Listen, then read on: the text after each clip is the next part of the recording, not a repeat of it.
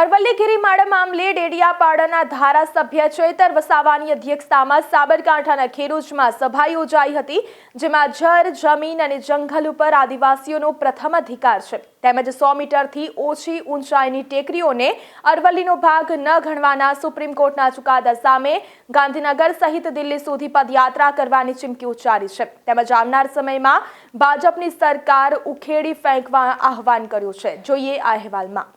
Supreme court દ્વારા Aravalli hill માટે લેવાયેલા નિર્ણય સામે ડેડિયાપાડાના ધારાસભ્ય ચૈતર વસાવાએ સાબરકાંઠાના ખેરોજમાં એક જંગી જાહેર સભા સંબોધી હતી, જેમાં તેમણે આદિવાસીઓના પ્રાથમિક હકને છીનવી લેવાની વાત કરી સ્થાનિકોને જાગૃત થવા આહવાન કર્યું। આ તબક્કે આમ આદમી પાર્ટીના યુવા નેતા યુવરાજસિંહ ખાસ હાજર રહ્યા હતા।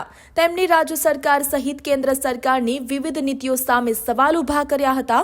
સાથે સ્થાનિક કક્ષાએ સુપ્રીમ કોર્ટ દ્વારા લેવાયેલા અરવલ્લી હિલ મામલે નિવેદન આપતા જણાવ્યું હતું કે 100 મીટરથી ઓછી ઊંચાઈ ધરાવનારા પહાડ કે ટેકરીઓ નહીં રહે તો સ્થાનિય લોકોનું અસ્તિત્વ જોખમ છે।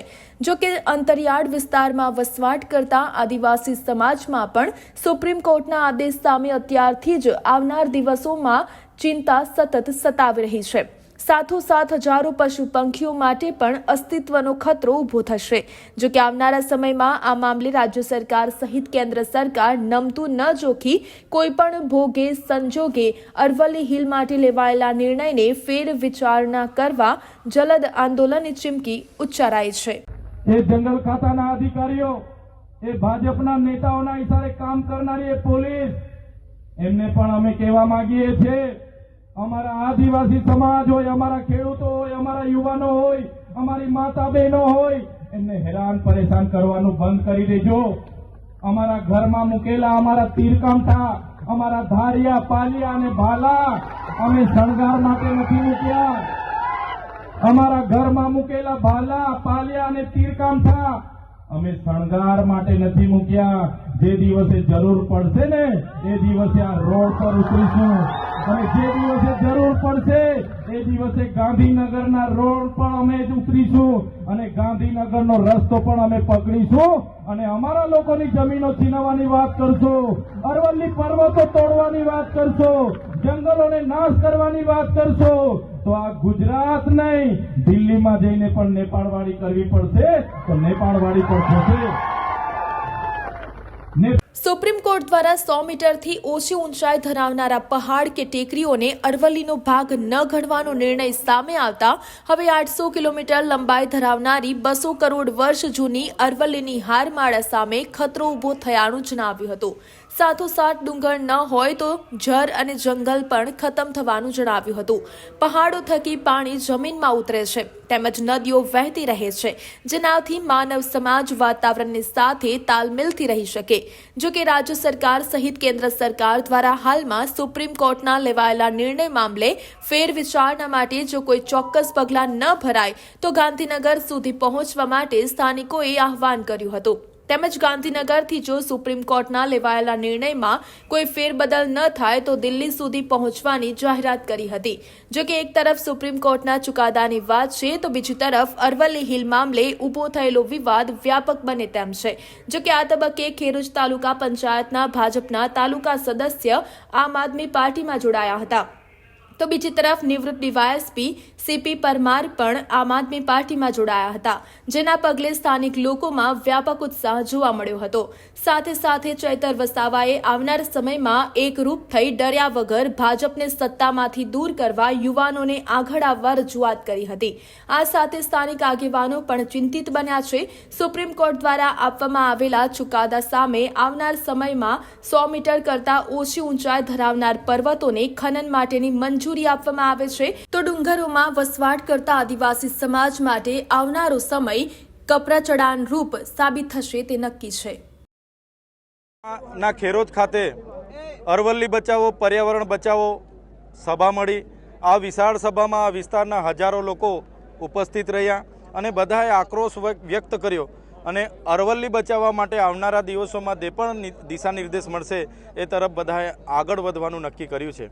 આપ સૌ જાણો છો 20 નવેમ્બર 2025ના રોજ કેન્દ્ર સશસ્ત્ર સમિતિએ જે પિટિશન દાખલ કરી હતી એની સુનાવણી થઈ અને એ સુનાવણીમાં નામદાર સુપ્રીમ કોર્ટની બેચે એવો આદેશ બહાર પાડ્યો કે અરાવલી એને જ માનવામાં આવશે કે જેની ઊંચાઈ 100 મીટરથી વધારે હશે. એવા પર્વતો જે 500 મીટરના અંતરમાં આવેલા છે એમને પણ અરાવલી તરીકે ગણવામાં આવશે નહીં, એમને પણ જંગલ વન રક્ષણ મળશે નહીં. એના આદેશથી એ કાયદાકીય નીતિથી આવનારા દિવસોમાં ખનન માફિયાઓને રેડ કાર્પેટ સરકાર પાથરી આપશે એવી અમને ભીતિ સેવાઈ રહેલી છે. આ અરાવલીના પહાડો એ માત્ર પહાડો નથી, એ અમારી આસ્થા છે, અમારું અસ્તિત્વ છે, અમારા પર્યાવરણ, પાણી અને પ્રકૃતિ, અમારી પ્રજાતિઓનું ઉત્થાન છે. ત્યારે એને બચાવવા માટે આવનારા દિવસોમાં અમે દરેક મોરચે લડવા માટે તૈયાર છે. આપણા વડાપ્રધાન શ્રી એક પેડ માં કે નામ એની બહુ મોટી મોટી જાહેરાતો કરે છે અને આખાને આખા જંગલો, જે પ્રકારે હસદેવનું જંગલ હોય, છત્તીસગઢના, ઓરિસ્સાના, આસામના, નાગાલેન્ડના અને ઝારખંડના જે પ્રકારે ઉદ્યોગપતિઓને આપ્યા છે એ જ પ્રકારે આ અરાવલ્લીના પહાડો પણ ઉદ્યોગપતિઓને આપવાની એમની જે વાત છે એનો અમે સખત શબ્દોમાં વિરોધ કરીએ છીએ. અમે રાજસ્થાન, હરિયાણા અને દિલ્હીના લોકો સાથે પણ સંપર્કમાં છે. આવનારા દિવસોમાં જરૂર જણાશે. અમે ગાંધીનગર ખાતે પણ કૂચ કરીશું. અગર નામદાર સુપ્રીમ કોર્ટ આના પર ફરી સુનાવણી ન કરે અને સરકાર એ વાપસ નહીં લે તો આવનારા દિવસોમાં દિલ્હી તરફ પણ અમે કૂચ કરીશું.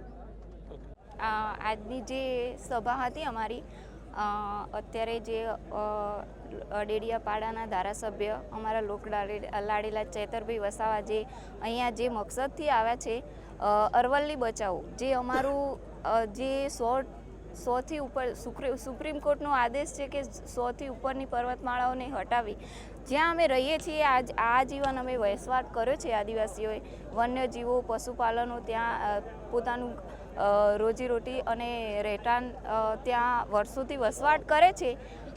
સરકારે આ બધું તમામ ના કરવું જોઈએ, કેમ કે જંગલ વિસ્તાર અમારો છે, અમારો હતો અને અમારો રહેશે. આદિવાસી એરિયાના જે લોકો છે એમને શાંતિથી રહેવા દેવા જોઈએ અને એ અરવલ્લીની પર્વતવાળો ના જ હટાવવી જોઈએ. અમારો આદિવાસી સમાજ આનું વિરોધ પ્રદર્શન કરે છે અને અમે એકજૂટ થઈશું તો સરકારને ઝૂકી જવું પડશે. Thank you. સપનાબેન પરમાર. હું પોતે જો કે આવનારા સમયમાં રાજ્ય સરકાર સહિત કેન્દ્ર સરકાર સામે અરવલ્લી હિલ ઊભું થયેલું આંદોલન કેટલા અને કેવા પરિણામો આપે છે તે પણ મહત્વનું બની રહેશે. સાથોસાથ ઉત્તર ગુજરાત, દક્ષિણ ગુજરાત અને રાજસ્થાનથી લઈ હરિયાણા સુધી દિન પ્રતિદિન વધતો જતો જન આક્રોશ કેટલો વ્યાપક બને છે તે પણ હવે જોવું રહ્યું.